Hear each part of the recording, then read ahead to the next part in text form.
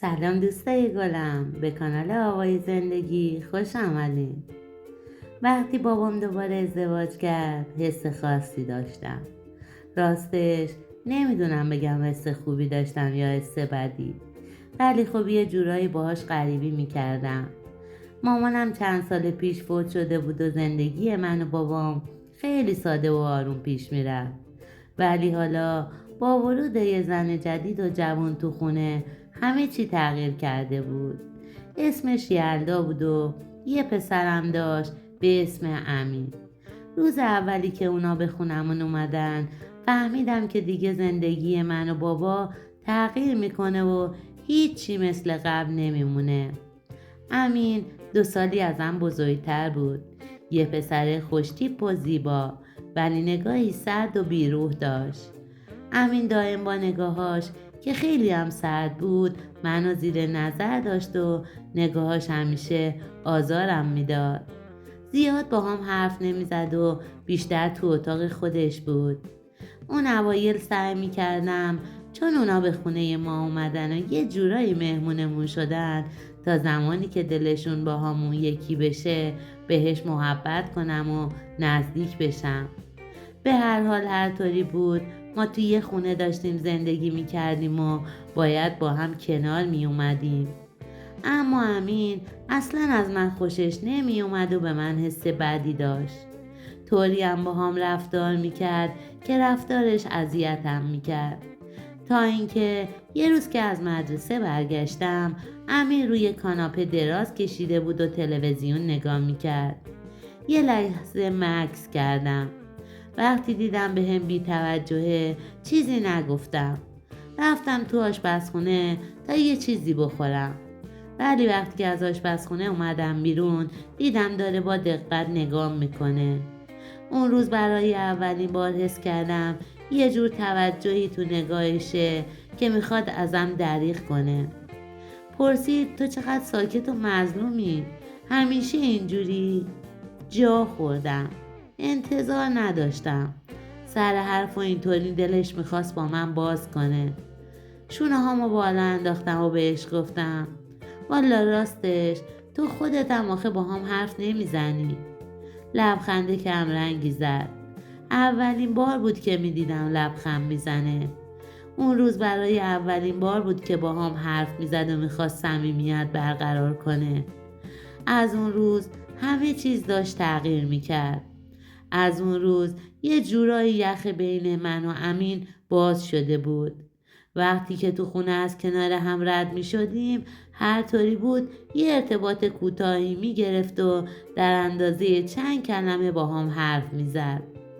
بابا و یلدام خیلی خوشحال شده بودن که ما با هم صمیمی تر شدیم و این ارتباط گرفتیم.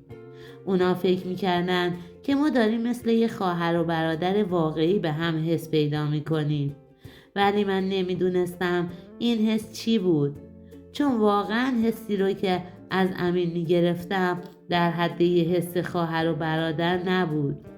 یه جورایی یه توجه خاص تو نگاه ها و برخوردش بود. گاهی هم فکر میکردم که یه جورایی یه چیزایی سر جاش نیست.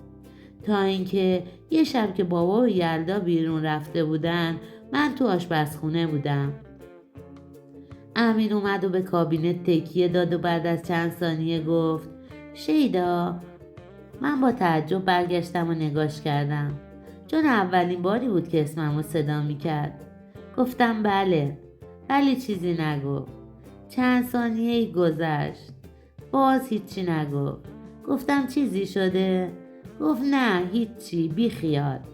اما اون لحظه تو چشاش نگاه کردم و حس کردم یه حسی تو چشاش داره برق میزنه. انگاری حرفی میخواست بزنه که وسط راه ترجیح داده بود چیزی نگه و پشیمون شده بود. اون شب برای اولین بار حس کردم که تو ذهنش یه چیزایی داره میذاره که نمیخواد بروز بده. اون شب امین از تو آشپزخونه بیرون رفت و بعد رفت توی اتاقش و خوابید. ولی از روز بعد اخلاق و رفتار امین کاملا با هم فرق کرده بود. البته نه اینکه چیزی بگه یا حرفی بزنه، ولی نگاهاش برام معنیدار شده بود. یه چیزی توی چشاش بود که کل حسشو به من نشون میداد. منم سعی میکردم زیاد باهاش تنها نمونم، بهش فکر نکنم، ولی راستش نمیشد، چون ما با هم زندگی میکردیم و ناخودآگاه با هم در ارتباط بودیم. چند وقتی که به همین منوال گذشت، یه روز بعد از ظهر که بابا و یلدا برای خرید با هم رفته بودن بیرون، من تو اتاقم نشسته بودم و کتاب میخوندم.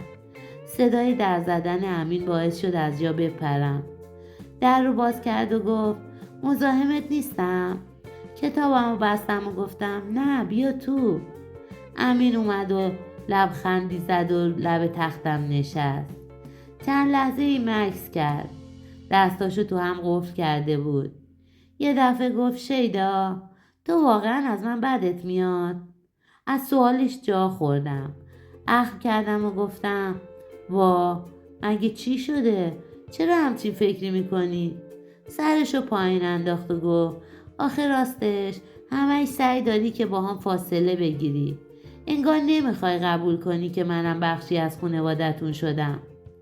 نفسمو بیرون دادم و گفتم امین این ماجرایی کم پیچیده است.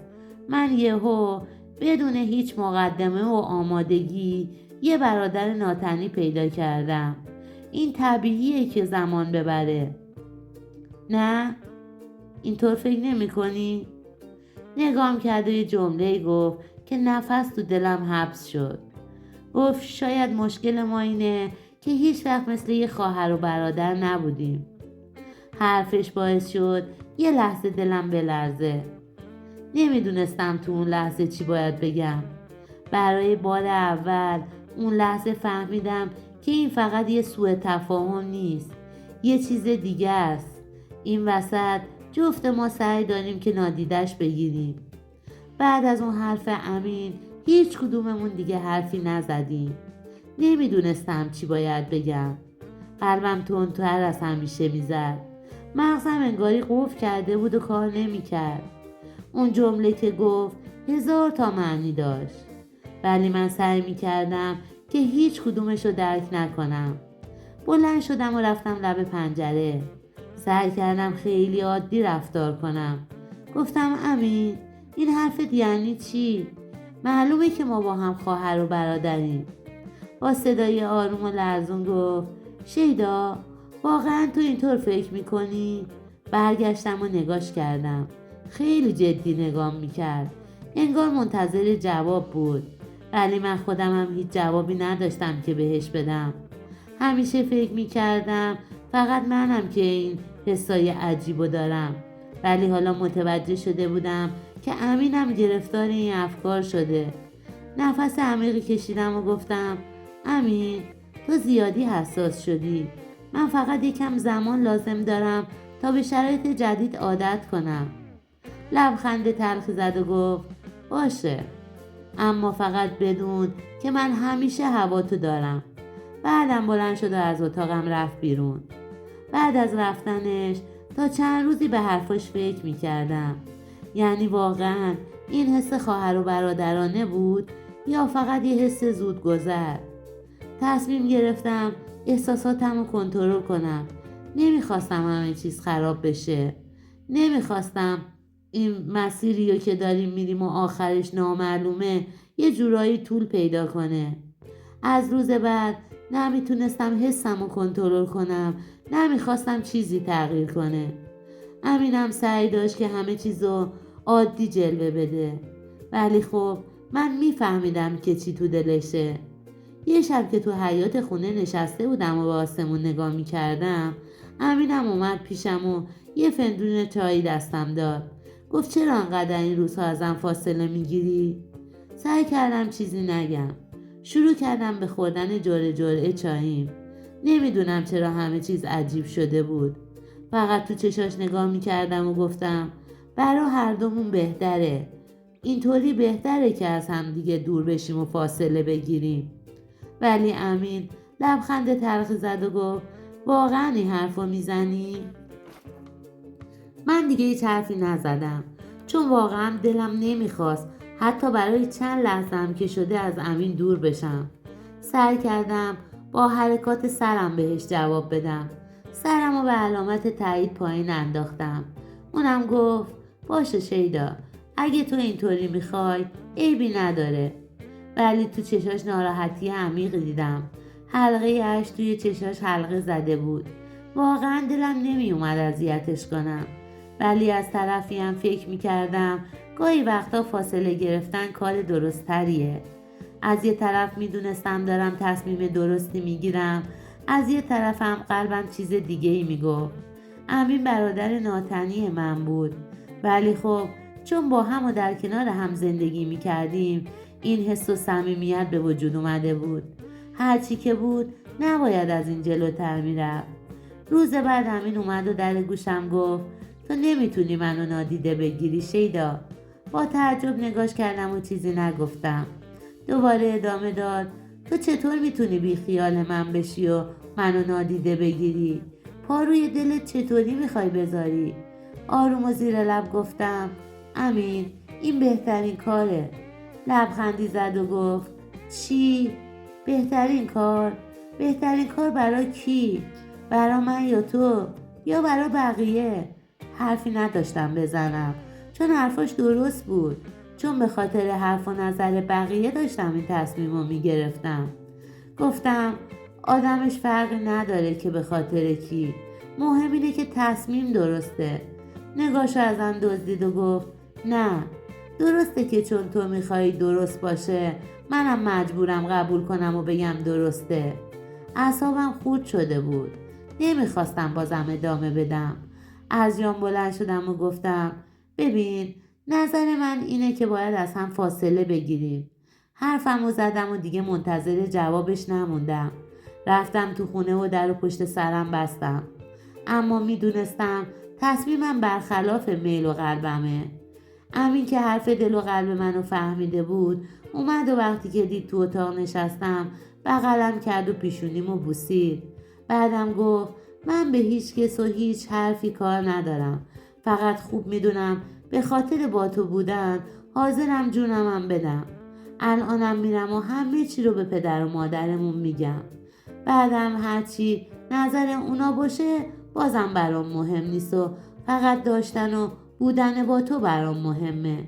بعدم بدون هیچ عکس العملی که من نشون بدم از اتاق بیرون رفت همه چیزو برای پدر و مادرمون تعریف کرد.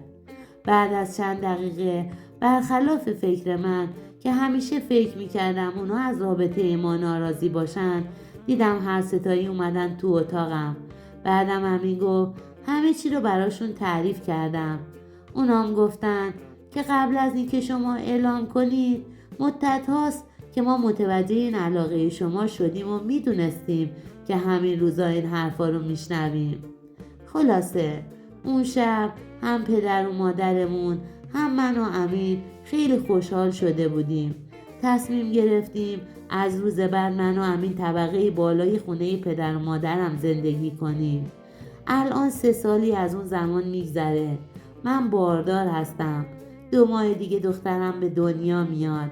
همیشه خدا رو شکر میکنم که همین جرأتشو داشت و مثل من فکر نکرد. تصمیم نگرفت که چنین خودشو خفه کنه و تصمیم بد رو بگیره.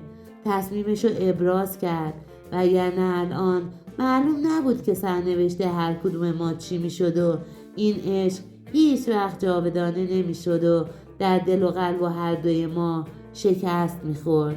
دوستان عزیز، این بود سرگذشت دوست عزیزمون.